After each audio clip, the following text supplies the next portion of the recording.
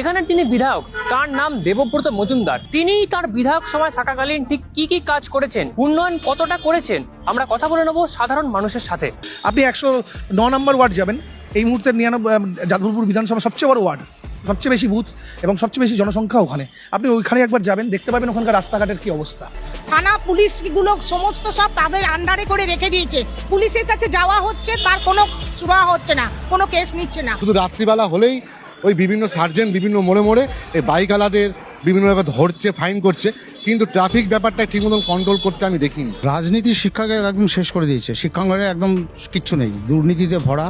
প্রথম কথা, রিক্রুটমেন্ট নেই কিছু।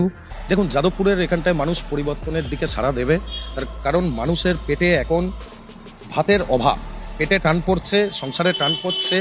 কারণ যে বিধায়ক আজ পর্যন্ত, আমরা এখানে বহু মানুষকে জিজ্ঞেস করি, আমরা তো ওইখানকার বাসিন্দা, আমাদের চোখে পড়ে না যে বিধায়ক একটা কোনো কাজ করেছে।